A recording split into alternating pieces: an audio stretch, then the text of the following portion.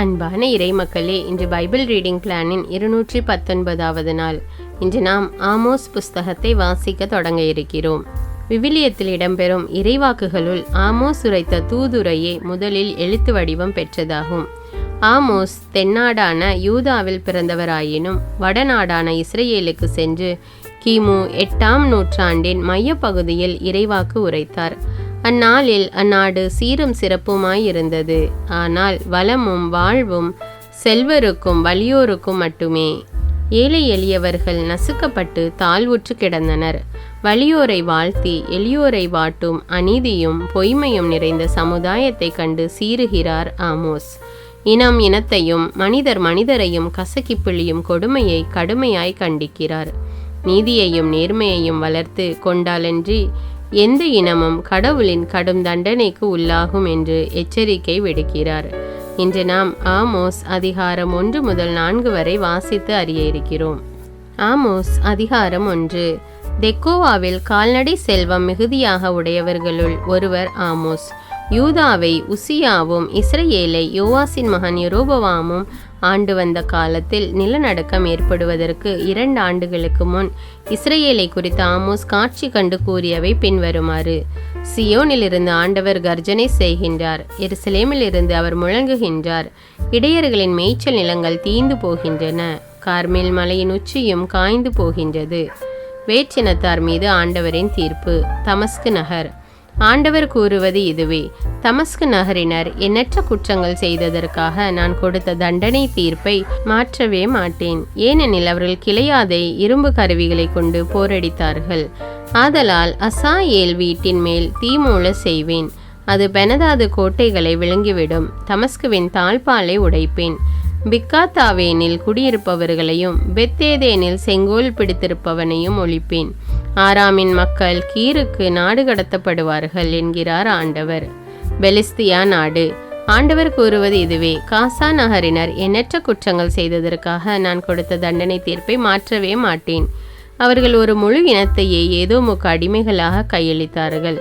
ஆதலால் காசாவின் கோட்டை மதில்கள் மேல் நெருப்பை கொட்டுவேன். அது அச்சுவர்களை விழுங்கிவிடும். அஸ்தோதில் குடியிருப்பவர்களையும் அஸ்கலோனில் செங்கோல் பிடித்திருப்பவனையும் ஒழிப்பேன். எக்ரோனுக்கு எதிராக என் கையை ஓங்குவேன். பெலிஸ்தியருள் எஞ்சியிருப்போரும் அழிந்திடுவர் என்கிறார் ஆண்டவராகிய என் தலைவர். தீர் நகர். ஆண்டவர் கூறுவது இதுவே: தீர் நகரினர் எண்ணற்ற குற்றங்கள் செய்ததற்காக நான் கொடுத்த தண்டனை தீர்ப்பை மாற்றவே மாட்டேன். ஏனெனில் அவர்கள் ஒரு முழு இனத்தையே ஏதோமுக்கு அடிமைகளாக கையளித்தார்கள். சகோதர உடன்படிக்கை அவர்கள் நினைவில் கொள்ளவில்லை. ஆதலால் தீரின் கோட்டை மதில்கள் மேல் நெருப்பை கொட்டுவேன். அது அச்சுவர்களை விழுங்கிவிடும். ஏதோம் நாடு. ஆண்டவர் கூறுவது இதுவே: ஏதோம் எண்ணற்ற குற்றங்கள் செய்ததற்காக நான் கொடுத்த தண்டனை தீர்ப்பை மாற்றவே மாட்டேன். ஏனெனில் அவன் உறவு முறையின் கடமைகளை மீறி வாளேந்தி தன் சகோதரனையே துரத்தினான். தன் ஆத்திரத்தை அடக்கி வைக்காமல் என்றென்றும் கோபத்தை காட்டி வந்தான். ஆதலால் தேமான் மேல் நெருப்பை கொட்டுவேன். அது பொட்சராவின் கோட்டைகளை விழுங்கிவிடும். அம்மோனியர் நாடு. ஆண்டவர் கூறுவது இதுவே: அம்மோன் மக்கள் எண்ணற்ற குற்றங்கள் செய்ததற்காக நான் கொடுத்த தண்டனை தீர்ப்பை மாற்றவே மாட்டேன். ஏனெனில் அவர்கள் தங்கள் நாட்டு எல்லைகளை விரிவுபடுத்துவதற்காக கிளையாதின் கர்ப்பவதிகள் வயிற்றை பீறி கிழித்தார்கள். ஆதலால் ராபாவின் கோட்டை மதில்கள் மேல் நெருப்பை கொட்டுவேன். அது அச்சுவர்களை விழுங்கிவிடும். அப்பொழுது போர்க்காலத்தின் பேரிரைச்சலும் சூறாவளி நாளின் கடும் புயலும் இருக்கும். அவர்களுடைய அரசன் அடிமையாய் கொண்டு போகப்படுவான். அவனோடு அதிகாரிகளும் கொண்டு போகப்படுவார்கள் என்கிறார் ஆண்டவர். ஆமோஸ் அதிகாரம் 2. மோவாபு நாடு. ஆண்டவர் கூறுவது இதுவே: மோவாபு எண்ணற்ற குற்றங்கள் செய்ததற்காக நான் கொடுத்த தண்டனை தீர்ப்பை மாற்றவே மாட்டேன்.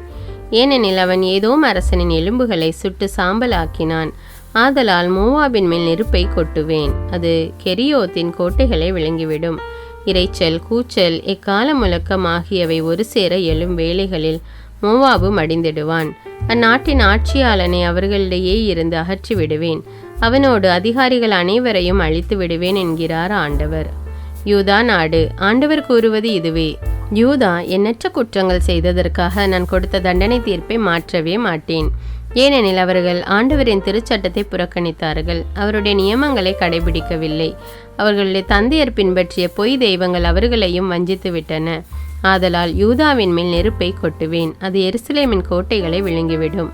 இஸ்ரேல் நாட்டின் மீது தீர்ப்பு.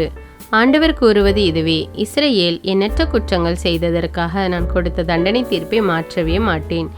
ஏனெனில் அவர்கள் நேர்மையாளரை வெள்ளி காசுக்கும் வறியவரை 2 காலணிக்கும் விற்கின்றார்கள். ஏழைகளின் தலைகளை மண்ணில் புழுதிபட மிதிக்கின்றார்கள். ஒடுக்கப்பட்டோரின் நெறியை கெடுக்கின்றார்கள். மகனும் தந்தையும் ஒரே பெண்ணை கூடி என் திருப்பெயரை களங்கப்படுத்துகிறார்கள். கடன்காரரிடமிருந்து பறித்த ஆடைகளை விரித்து போட்டு எல்லா பலிபீடங்களின் முன்பும் கிடந்து கொண்டு அபராதம் விதித்து கிடைத்த மதுவினை தங்கள் கடவுளின் இல்லத்தில் குடிக்கின்றார்கள். நானோ கேதுரு மரத்தின் உயரமும் கருவாலி மரத்தின் வலிமையும் கொண்ட எமோரியரை அவர்கள் முன்பாக அழித்து விட்டேன். மேலே அவர்களுடைய கனிகளையும் கீழே அவர்களுடைய வேர்களையும் அழித்து விட்டேன். மேலும் எகிப்து நாட்டிலிருந்து உங்களை அழைத்து வந்து 40 ஆண்டுகள் பாலை நிலத்தில் உங்களை வழிநடத்தி எமோரியர் நாட்டை நீங்கள் உரிமை சொத்தாக்கி கொள்ள செய்தேன். உங்கள் புதல்வர்களுள் சிலரை இறைவாக்கினராய் உயர்த்தினேன். உங்கள் இளைஞர்களுள் சிலரை நாசீர்களாய் தேர்ந்து கொண்டேன். இஸ்ரேல் மக்களே, இது உண்மை அன்றோ என்கிறார் ஆண்டவர். ஆனால் நீங்கள் நாசீர்களை மது அருந்த செய்தீர்கள். இறைவாக்கினருக்கு இறைவாக்கு உரைக்கக்கூடாது என்று கட்டளையிட்டீர்கள். வைக்கோல் பொதி நிறைந்த வண்டி அழுந்துவது போல உங்களையும் நீங்கள் இருக்கும் இடத்திலேயே அழுத்துவேன். விரைந்தோடுகிறவனும் தப்ப முடியாது. வலிமையுள்ளவனும் தன் வலிமையை இழந்து விடுவான். வீரனானாலும் தன் உயிரை காத்து கொள்ள முடியாது. வில்லேந்தும் வீரன் எதிர்த்து நிற்க மாட்டான். விரைந்தோடுபவனும் தன்னை காப்பாற்றி கொள்ள மாட்டான். குதிரை வீரனாலும் தன் உயிரை காத்து கொள்ள முடியாது. அந்நாளில் வலிமை மிக்கவர்களுள் நெஞ்சுரம் கொண்டவன் கூட படைக்கலன்களை தூக்கி எறிந்துவிட்டு ஓடுவான் என்கிறார் ஆண்டவர். ஆமோஸ் அதிகாரம் 3.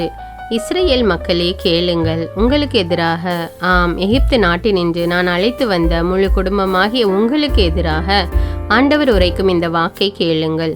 உலகத்திலுள்ள எல்லா மக்களினங்களுக்குள்ளும் உங்களைத்தான் நான் சிறப்பாக அறிந்து கொண்டேன். ஆதலால் உங்கள் தீச்செயல் அனைத்திற்காகவும் நான் உங்களை தண்டிப்பேன்.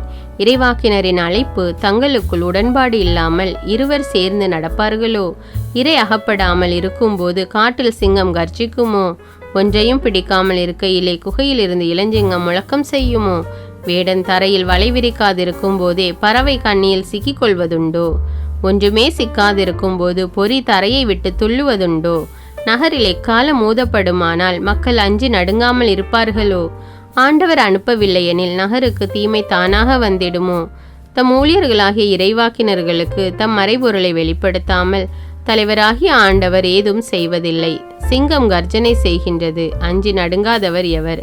தலைவராகிய ஆண்டவர் பேசியிருக்க இறைவாக்கு உரைக்காதவர் எவர்? சமாரியாவின் அழிவு. அசீரியாவின் கோட்டைகள் மேலும் எகிப்து நாட்டின் கோட்டைகள் மேலும் நின்று கொண்டு இவ்வாறு பறைசாற்று: சமாரியாவின் மலைகள் மேல் வந்து கூடுங்கள். அங்கு ஏற்படும் குழப்பங்களையும் நடக்கும் கொடுமைகளையும் பாருங்கள்.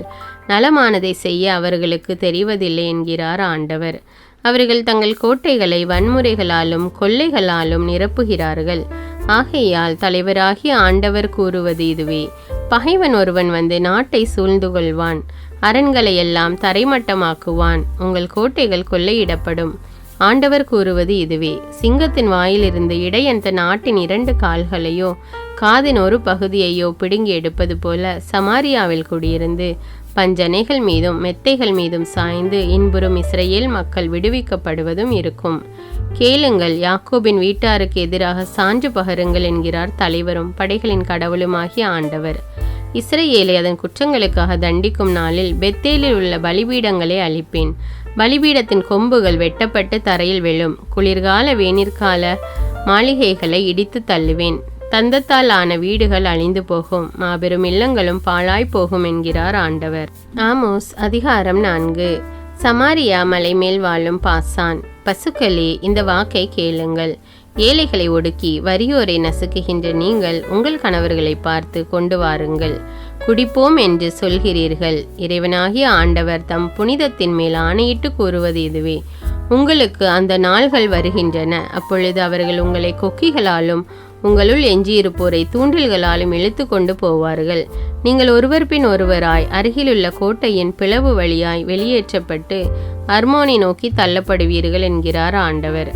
இஸ்ரேலின் பிடிவாதம். வாருங்கள், பெத்தேலுக்கு வந்து குற்றம் செய்யுங்கள். கில்காலுக்கு வந்து குற்றங்களை பெருக்குங்கள். நாள்தோறும் காலையில் உங்கள் பலிகளை கொண்டு வாருங்கள். 3 நாளைக்கு ஒரு முறை 10 1 பங்கையும் செலுத்துங்கள். புளித்த மாவின் அப்பத்தை கொண்டு வந்து நன்றி பலியாக படையுங்கள். நேர்ச்சைகளை செலுத்தி அவற்றை விளம்பரப்படுத்துங்கள். இஸ்ரவேல் மக்களே, இப்படி செய்வதுதானே உங்கள் விருப்பம் என்கிறார் ஆண்டவர். உங்கள் நகர்களில் எல்லாம் உங்கள் பற்களுக்கு வேலை இல்லாமல் செய்தேன். நீங்கள் குடியிருக்கும் இடங்களில் எல்லாம் உணவு பற்றாக்குறையை உண்டாக்கினேன். ஆயினும் நீங்கள் என் பக்கம் திரும்பவில்லை என்கிறார் ஆண்டவர். நீங்கள் அறுவடை செய்ய 3 மாதம் இருந்தபோதே உங்களுக்கு மழையை நிறுத்திவிட்டேன். ஒரு ஊரில் மழை பெய்ய செய்து அடுத்த ஊரில் வறட்சியை உண்டாக்கினேன். ஒரு வயலில் மழை பெய்ய செய்தேன், வேறொரு வயல் மழையின்றி காய்ந்து போயிற்று.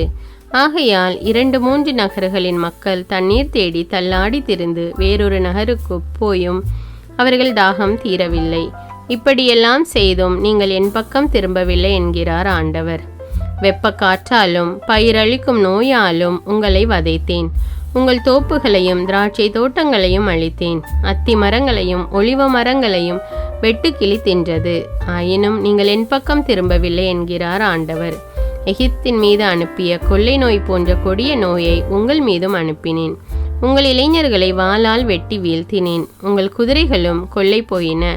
உங்கள் பாளையங்களில் செத்தவர்களின் பிண நாற்றம் உங்கள் மூக்கில் ஏறும்படி செய்தேன். ஆயினும் நீங்கள் என் பக்கம் திரும்பவில்லை என்கிறார் ஆண்டவர். சோதோம் கொமோராவின் மக்களை கடவுள் அழித்தது போல உங்களுள் சிலரை அழித்தேன். நீங்களோ நெருப்பிலிருந்து இழுக்கப்பட்ட கொல்லிக்கட்டை போல் ஆனீர்கள். ஆயினும் நீங்கள் என் பக்கம் திரும்பவில்லை என்கிறார் ஆண்டவர். ஆகையால் இஸ்ரவேலே, உனக்கும் இவ்வாறே செய்வேன். இஸ்ரவேலே, இப்படி நான் செய்ய போவதால் உன் கடவுளை சந்திக்க தயாராயிரு. ஏனெனில் மலைகளை உருவாக்கியவர் அவரே, காற்றை தோற்றுவிப்பவர் அவரே, தம் எண்ணத்தை மனிதனுக்கு வெளிப்படுத்துபவரும் அவரே, காலை பொழுதை காரிருளாக செய்பவரும் அவரே, நிலத்தின் உயர்ந்த இடங்களில் நடமாடுபவரும் அவரே, படைகளின் கடவுளாகிய ஆண்டவர் என்பதே அவரது பெயராகும்.